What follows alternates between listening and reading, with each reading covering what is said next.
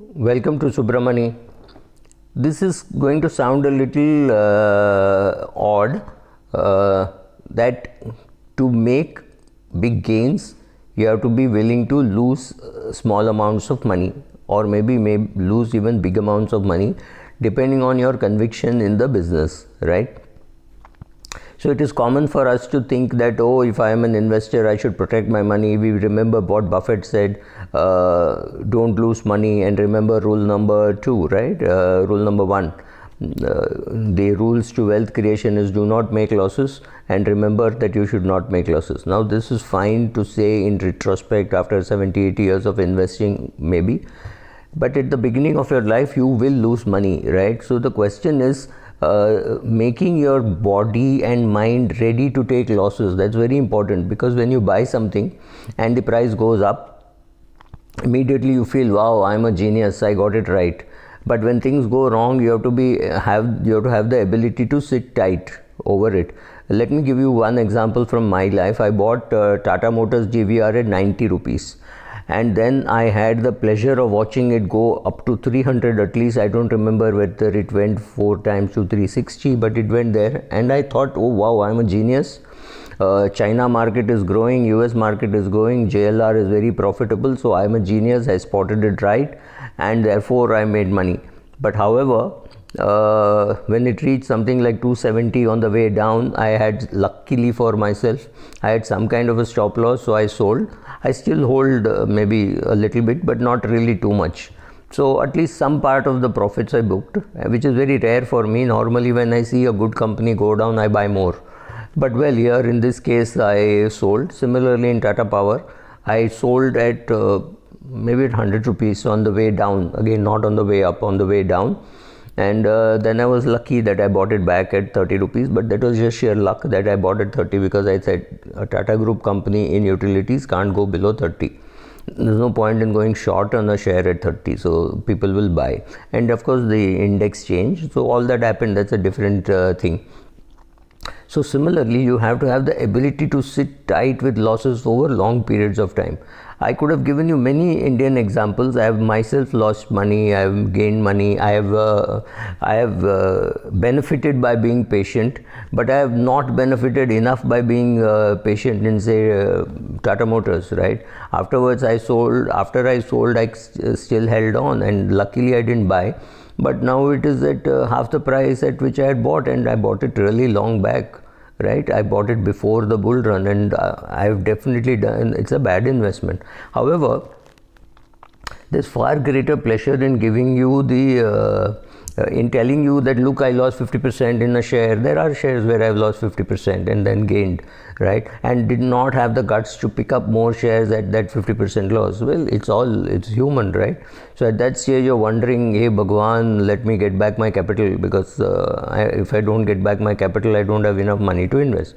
Sometimes at the 20% or a 30% fall, I realize that something was wrong with my ability to estimate, or somebody tells me that this is a bad share, or some information, something, and then I escape the full fall. But yeah, there are times when you take a big fall, right?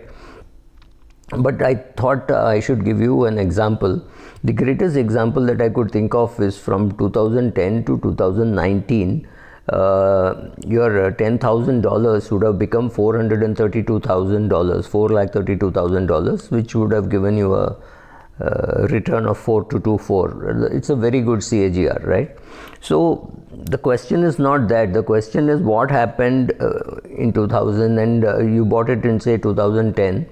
In 2011, it fell 79%, right? How much? 79% in 2011, from $42 to almost $9, 8.95, right? So 79% fall in 2011, and then it went up from about $9 to $18, and then fell to 7.69. That happened in 2012. 2013 may not have been that bad, but in 2014 it again fell 35%, from $69 to $45. In 2015 it again fell 37%, from $130 to $82.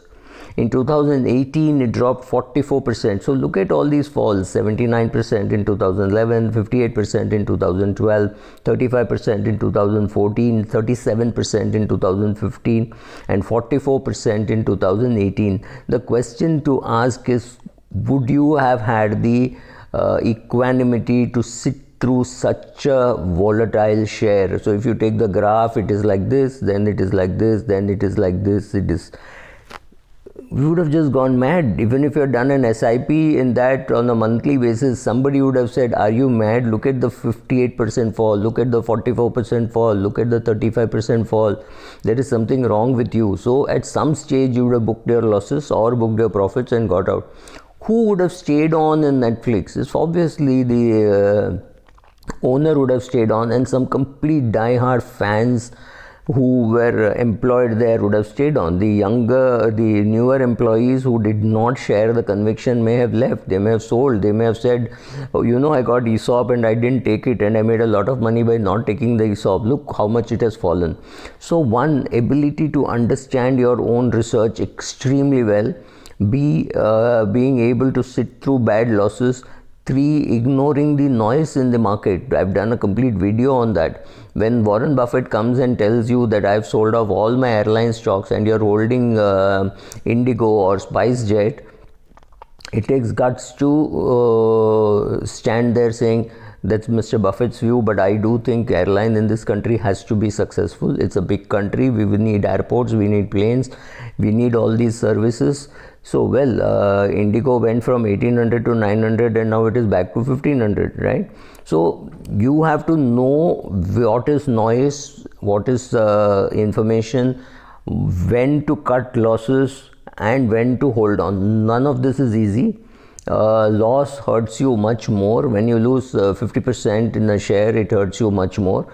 But when you buy, like I was strutting around like a stud when Tata Motors went from 90 to 300, and I knew exactly why it had gone up, and I had no clue that it was going to crash so bad. Otherwise I would have sold everything, right?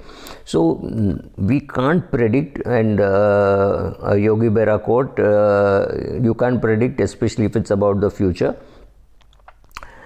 But you have to have that tremendous ability to take pain in the short run, right? So when you climb the Everest, of course there will be pain. Of course at the last minute you will have to decide whether with 7 minutes of oxygen, is it worth standing in the queue for 2 minutes? Because right, so those are painful decisions that you will have to make, or say, okay, I've come all the way here, but I just don't have enough oxygen to last till there, so I'll sell. So sometimes when you borrow and buy, you may be forced to sell, but sometimes you may be forced to sell because you think something is wrong with the management. They're not trying to tell you something which is going wrong, right?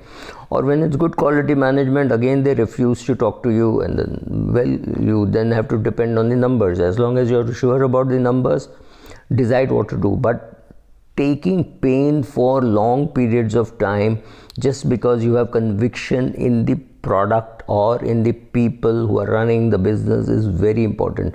In India, you will get many such examples, especially in the NBFC space, because there has been whipsaw moment there, right? Look at Cholamandalam. I've seen this at 65 rupees, I've seen it at 300 and odd, and then the split, and then again back to 130, 140, now back to 300.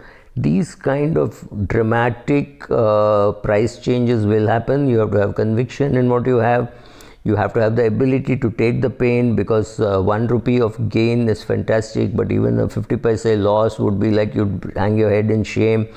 If you're committed to your friends and on social media, then people will say, oh, this guy spoke about this share, look what happened, right? You have to be ready for all that if you want to be a good investor. And like I said, enough conviction in your research, enough conviction in your ability to judge people.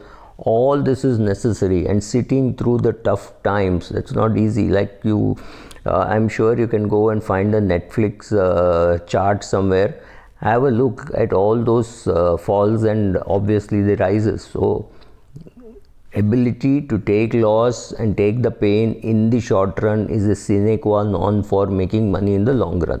So when somebody tells you that he has got a lot of money in wealth, he's created a lot of wealth, understand that he has taken a lot of losses also. Thank you.